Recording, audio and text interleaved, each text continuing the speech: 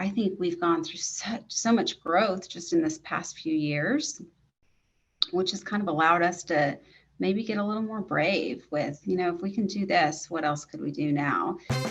This is Growth in Dentistry, a dental intelligence podcast where we ask the question, what does growth in dentistry look like to you?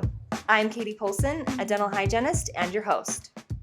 Welcome to another episode of Growth in Dentistry. I'm Katie Polson, and this is our DSO series of our Growth in Dentistry podcast. Thanks for those of you who've never tuned in. We're grateful to have you. Even if you are part of a DSO or not part of a DSO, there's something for everyone. The goal with this is to give you 30 minutes of actionable advice that you can learn from as you drive to and from work or whenever you choose to listen to this show. So we're grateful to have you. For those of you that are first-time listeners, and for those of you that have been listening for a while, thank you so much. If you wouldn't mind going and rating and reviewing this podcast, it means so much to us. It helps us get seen by other people who are great, just like you.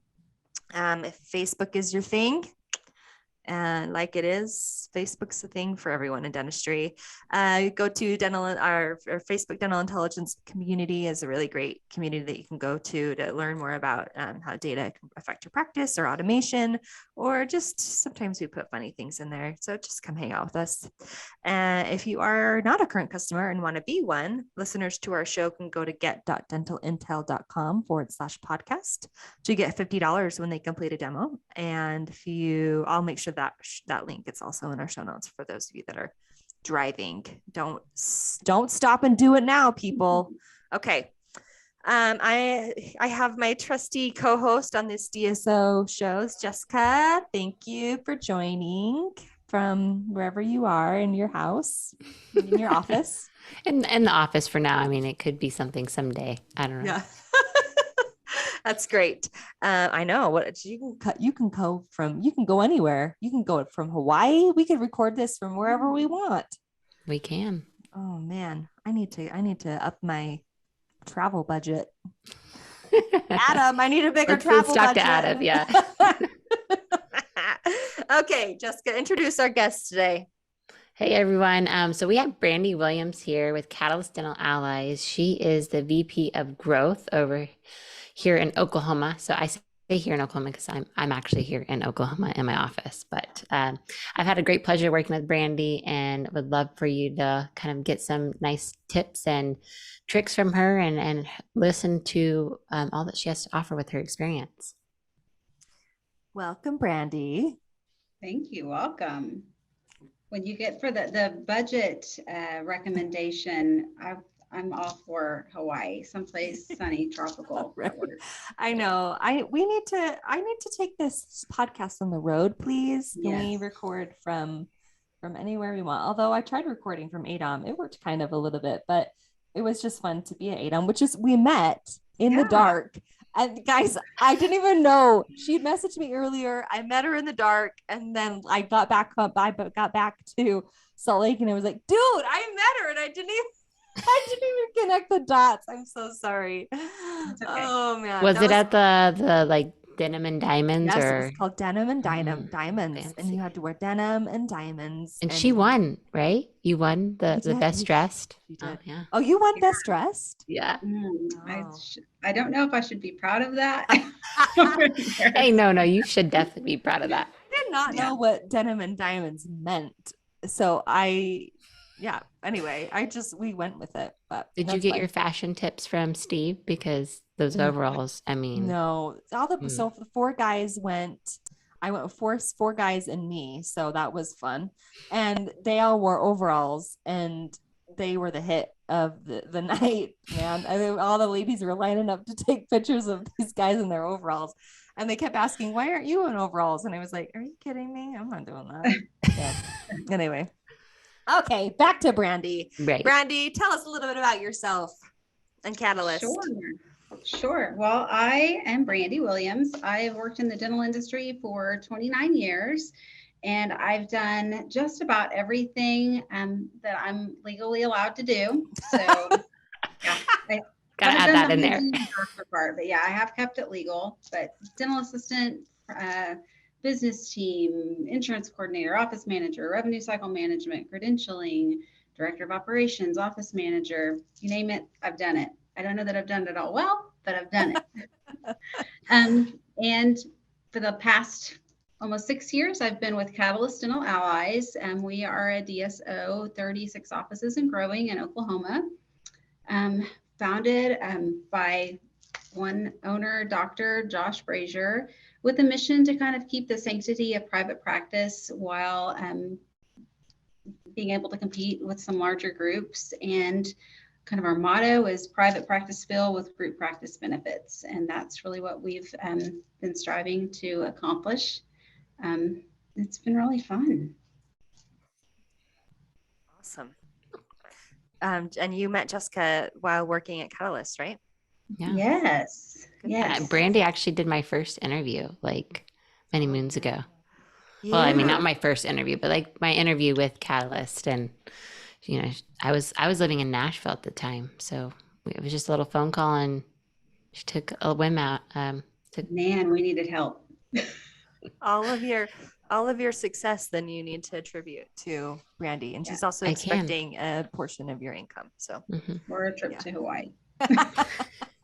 On the road. Oh my gosh. Okay. Are you leading these questions or am I? I mean, I can. I mean, it You doesn't go, girl. matter. You go, girl. So, Brandi, you know, we'd love to like pick your brain here a little bit. And that's such a weird way to say things, but like working with so many acquisitions within Catalyst, what are some common opportunities that are missed that you see practices making when they first are acquired? That's a great question. And it's every practice has had opportunities. I don't think I've walked into any of the 36 and thought there's not an opportunity here. But they're all so different. I mean, there's just so many varying levels of skill set and how long the teams have been together and the type of dentistry that they do. Some of the most common ones I see are with those teams that have been together for so long. I think they get so comfortable. They get comfortable with their patients. And, we don't collect at time of service. We bill them and they always pay. And then I like clear account receivable and I'm like, they do not always pay. So yeah, presenting treatment plans, just things that you would think are very basic. Like, of course, patient comes in, we tell them they need a crown. We're going to give them a treatment plan and let them know what their financial obligation is for that. But I've come across a lot of practices that just don't do that. I'm thinking, how in the world does that work? And I mean, we're acquiring some of them, so it might not be working that well. That's definitely an opportunity. Expanding services, what you're able to offer patients, getting some technology. That's a really easy way. Adding intraoral cameras, again, things that you might think are, those are no brainers, but you'd be surprised at the amount of practices that just have not, maybe they have one in a drawer, but they're not utilizing it. And so they're missing such an easy opportunity to really grow their practice and take better care of their patients. Yeah, I think you bring up a good point about just technology in general, but like things that they probably do have in a drawer somewhere and they're just not using and they don't see value, but it's definitely valuable to the patient and seeing something that we're seeing. So what advice do you have for practices trying to adopt a new process or management? Because I'm sure that hasn't been easy with acquisitions. Gosh, it hasn't. Not with acquisitions, and I think just in general, it's tough to get everybody to, be on board with something every time. And I know when we first started working with Dental Intel, I called and was like, how do you get people to do this?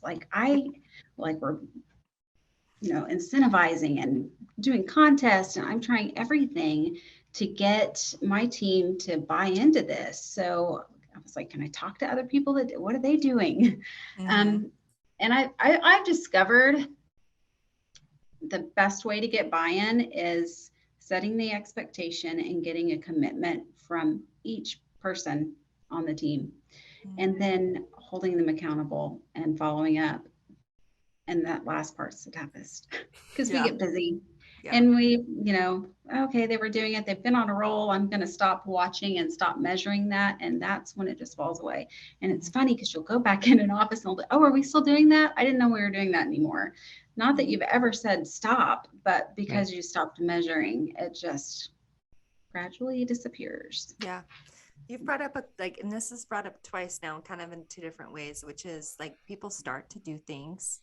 They might start to using a drawer camera. They might start to whatever, or they might start to use dental intelligence or whatever process it is. And then the doctor goes to a event or office manager, or you get acquired by a new company, right? And then all of a sudden, like, it's all like fire, woo, let's do this one thing, and then they measure it for a while and then it goes away. So I love that you brought up accountability and following up, because that's the hardest part with human nature in general. I can lose weight for 6 weeks. You bet you I can do it. I cannot do it for a year. It's so hard. So I love that you brought that up, because it's not easy. How do you follow up with people? And that's something I've had to work on so much. And Jessica knows this, I just am one of those that, got like 50 balls in the air. Those hats. You have like 20 hats on all the time. Go. And I kind of do like, hey, check-ins, how you doing? Okay, we're good. And we'll just move on. And I realize I'm failing my teams by doing that. So I have really had to refocus myself this year and really start scheduling and following up. And the things I don't like to do, I'm not a meetings person. I would much rather just shoot me a text, let me know how it's going. But I realize that I don't get the traction that I need with my teams if I don't have the meetings and spend the time and work on the relationships and, explain the whys behind things and measure. So, we've implemented some pretty strict weekly scorecards and measurements that every team is responsible for completing, not necessarily because we need to see them, but because we want them to have some ownership and accountability for their practices. And then as a leadership team, we're following up on those weekly too. And it's made a difference. I mean, we've seen things move. It's definitely helped me as a leader, because now I understand the importance of going back and having those meetings and conversations and spending a little more time on the why. I don't always have to spend as much time retraining and explaining if I put the time in front end. Yeah, that's a good point. That, if you start something and then stop for 6 months, it just ends up being more time because you're having to retrain and then explain your reasoning behind starting it again. Yeah, that's a good point. When I'm thinking the more time that you're having to spend in meetings and these follow-ups, is there things that you're doing outside of that are that you're doing automated, likewise, to help keep the business running, to keep it going, in forms of the office level and your level at the C-suite kind of position? That's a good question. I mean, some of it is automated. We are using some automation for things. We're using DI for a lot of it, but it's allowed us to dive deeper. So those metrics that we're getting weekly and reviewing, yes, it's giving us a great landscape of how the practice is doing, but we're able to take that and then take it to the next step. So where do we need to focus our efforts? What does that look like? Do we need to add more providers at a location? Are we maxing out our chair time? Do we need to train more in a certain area? Where do we need to send out our resources? So all the data is definitely coming from DI, so that's automated. And maybe it is accounts receivable, and we need to start utilizing. We'll go check, are they sending their DI pay text? Are we sending statements? Or what does that system look like? So it allows us a snapshot, then to dive deeper and hopefully automate some systems or create some systems to automate things so we can stay on track, on goal. Right. and then end up having time to have those extra meetings, which, are obviously important, but if you don't automate it, then you're just filling your time with things that you could otherwise have just done. Yeah. And the last thing we want are employees and office managers and anyone spending hours and hours on reporting that just for the sake of reporting. Mm-hmm. Like, just, it's so much more beneficial for them to be able to know where to go to get the number and then maybe understand where the number is coming from and the why. But if they're having to pull, hours of reports and spend all of this time doing reporting and taking away from patient care or training team members, then that's not benefiting anyone. Right. Yeah. Yeah. I think you bring up a good point. Like the automation is allowing them to see where their bleeding points are within their practice for them to take that ownership and, take action on it. One of the things that, at DI, we've created the online scheduling to kind of keep them off the phones, because sometimes that was consuming 8 to 10 minutes of their time just to get something booked. And now, they can go and follow a link and have it on their voicemail if they're missing that, because like you said, you're working with acquisitions, and sometimes those are small teams, and that front desk person is probably maybe the only person at the front desk handling phone calls, but they're also the only person presenting treatment plans. And so when they're in the back presenting treatment plans, what happens? Do we just lose that patient? And I just would love to know, like, how has online scheduling helped Catalyst as a whole, especially with those acquisitions as you've acquired them? So the online scheduling, this is my jam.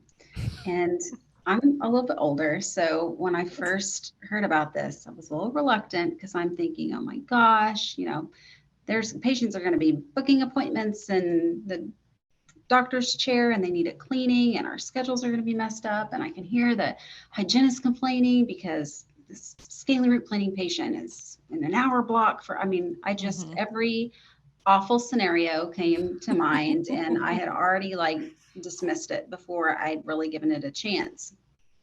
But I was filling in at one of our practices. It's a pretty big practice, multiple providers, and they had local med set up, but they really didn't have all the settings. They hadn't really been using it. I pulled up the metrics to see how many patients they had scheduled in the past month, and there were 10 patients scheduled. I'm assuming a lot of this were coming from the website, just the link on the website. So I spent a little time, called local med and got the settings exactly how I wanted them we were bringing in a new hygienist too. So I was going to have some extra time that I needed to get filled on the schedule. And I went to the patient finder, clicked the little button for patients that are due for hygiene. And the first month I did it, we got 49 appointments scheduled online. And I'm in my head thinking, how many phone calls would I have had to make to get 49 yeses? Oh my gosh, it was a game changer. The next month, 39. I'm clicking a button. It's the craziest thing. And I also noticed that we're getting new patients coming from those requests. And I'm assuming mom gets the appointment link and she's like, oh, well, I'm gonna go ahead and make my husband an appointment, my other 2 kids that haven't been seen. So I'm seeing growth so easy. And when I go into practices, especially, prior to DI, they have the recall list there, stuck underneath a couple of folders with the first 5 patients called, and it's never touched again. And literally they'll decide to deep clean the windowsills or do anything besides having to call recall. And if you've done recall, it's the worst. I hate it. So you need somebody to give you a hug afterwards, because you're I just here, calling and getting rejected all day. So when I saw 49 appointments scheduled by clicking a button, nobody rejected me, nobody told me no, and it took me 20 seconds. So I should probably be getting some type of endorsement. Yeah. Some bonus, Well, I have been going around to everyone I know, every practice coach, every one of my offices, are you using local med? Have you just call and get your settings fixed?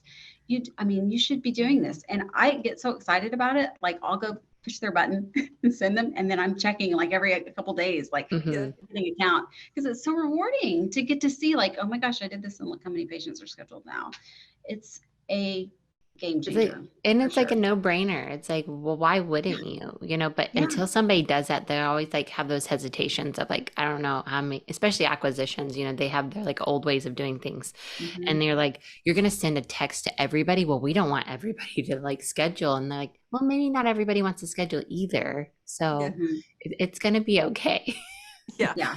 Well, and how did you, I guess my question, how did you get over that fear? Because that is that fear of like letting everyone, you had that like hesitation of and the crap storm that would come after if people were scheduled inappropriately, because that is probably the number one roadblock for most Sure. people with Sure. online scheduling. So what did you do to I obviously you said you called and changed your settings, but what does it look like for Catalyst to use online scheduling, like to make it so that you love it so much? Well, number one, getting patients scheduled. And for me, I knew I was in a kind of in a rock and a hard place because I was bringing in another provider. So Mm. all of a sudden I have days of openings that I need to Mhm. book, and I need to book fast. And I don't want to call all Yeah. day long. I don't have anybody else that wants to call all day long to try and get those appointments filled. So it was worth it. At that It point, was I was like, worth it it's worth a trying. try. Let me see.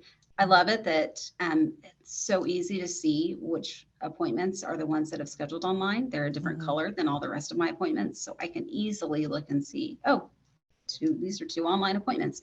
I can look and see if they're in the right spot, if I need to, any additional follow-up. So I mean, they've kind of foolproofed it. So it's Okay. it's So you easy. just And have that would to, be my suggestion is sometimes you kind of have to give it a try. Maybe you have to be Mhm. in a position where you have to make a move. mm, You got to do yeah, something to you make have to be in things a happen. bad place. No, Yeah. Yeah. we say it often, just start with your hygiene recall, Mhm. and then maybe your new patients, and then move forward Mhm. from there. And that's even better is that like fairly in the near future, I mean, like this isn't some sort of secret, like this is like our online scheduling is going to be wrapped up with our engagement, and most of it is already like in with our engagement. So you can text, two-way communicate, like Mhm. there's going to be nothing else out there on the market. So like you think it's good now, it's going to Mhm. Can't be so wait. good. Yeah. Yeah. Yeah. Yeah. And what we'd had before, we had the email us if Mhm. the patient can go to our website, and I go into an office and pull up their platform and see that like 3 new patients have requested an appointment, and it'd be like 2 Requested. weeks ago. I'd be like, Yeah. anybody call this person? Like, do we know if they've, I mean, there's just those kind of get lost in a sea of emails, and it just wasn't very patient interactive. So it just, that wasn't working. Well, and Yeah. I think that's what you brought up a good point. It's requested. And so then it's like, who's doing that job? That's another job that's not automated. It's like, oh, did you do that? Oh, did you do that? I mean, I don't know. Maybe Sally called on it. Hopefully Mhm. they did. And And they're, I mean, sending these at night. So they're sending the patient sending this request typically when they're at home able to schedule. So when we call them back or try to communicate, we're, back to where they're not responding to us. So then you're back to, we're playing phone tag or emailing back and forth, trying to find a time. And it could take days in between the Mhm. time they requested that to the time they actually get an appointment. So yeah. it's, One of the things that Katie brought up was engagement. What I thought was really neat, because I was in that space with you, Brandy, was, you are going back to campaigns too at some point, outside of local mhm. med at one that you didn't have that option for, and or those bulk texts. But now there's an automation with engagement that we're creating. Is once they don't have a returning hygiene appointment, it will automatically send that text link for them at a certain time frame based on your parameters, which is Oh, really neat. So it doesn't even take a person to go through and hit that bulk text it's anymore. just So automatically doing it. Ooh, I like that. yeah. Well, man, this is fun. I love these episodes. I always love when I get to hang out with Jessica and whoever she hangs out with. Aw. Good. Well, I really wanted you guys to connect to ADOM, but I'm glad We did. I'm glad I get to Apparently be a we part. did. We just didn't Yeah. know.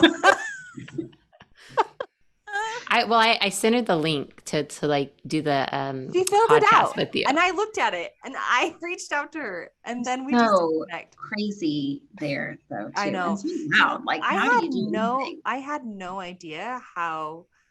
I mean, I just barely had Louis Streeter on just right before you today, talking about ADOM. I had no idea how busy everyone was going to be. Because I've been to like big conferences, and then there's so much downtime in between them.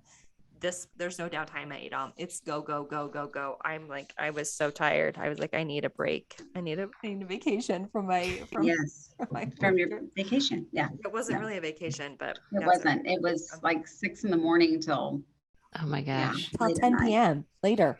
I mean, Yeah. I had coworkers stay out till 2, 3 in the morning. What the crap?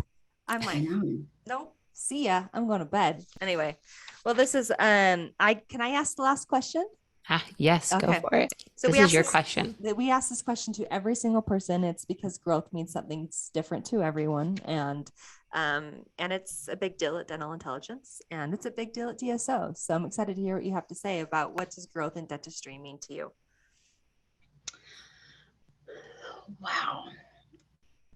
You know, I think coming out of COVID in 2020, I mean, we were forced to grow.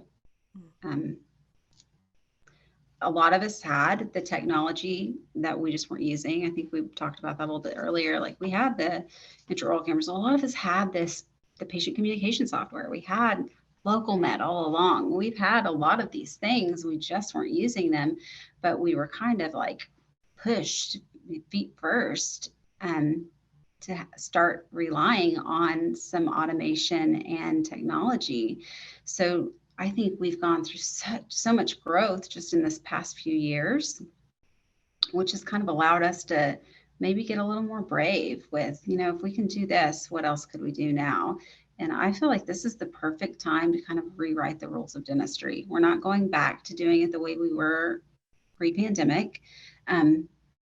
Workforce looks so different now. It's just time to think out of the box and kind of pioneer the new frontier of dentistry.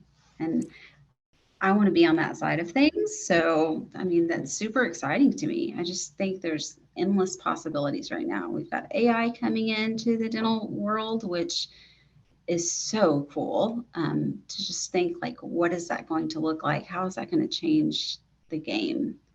But growth to me is how can we make things more efficient? How can we grow and learn and be better and provide better services and better experiences for our patients? So good. I agree with you 100%. I have definitely felt that post-pandemic that like if there's ever a time to change things up, I mean, dentistry notoriously has kind of moved slow in the, as far as, you think? I don't know. Yeah. I mean, compared to medicine, we look like we're like dinosaurs. Dinosaurs. Yeah. You went even farther back. Dinosaurs. Yeah. But for real. And I love that. Because I feel it too. We feel it here at Dental Intel, and I'm glad that you feel it too. I feel like this is the time. Like now it's a great time to be in this industry. Love it. Yeah. Love it I mean, so much. We're training all of these people that have never worked in dental before that are coming. I mean, like, I know. I mean, they aren't like set in their ways or have these expectations. There's no expectations. So why aren't we just creating things the way that, like, this is the way we do it now? Let's change it. New processes. Yeah. Let's do it. Yeah. Awesome. Well, this has been a blast. One time we should get together in real life, IRL. Okay. All right, guys. Everyone listening is now going to want to kill me. Okay. I'm going to sign off now. This has been Growth in Dentistry, a Dental Intelligence podcast. Again, special guest. Thank you to our special guest, Brandi Williams from Catalyst. If they want to get a hold of you to send you love notes, where can they do that? Oh, I love notes. You can email me at Brandi, and that's Brandi with an I, at catalystdds.com, or reach out to me on LinkedIn. Okay, perfect. I'll make sure that those are in our show notes. Thank you so much. And thank you, Jessica, for joining me. And thank you to our marketing department for all their work on this podcast. I'm Katie Polson. Keep growing.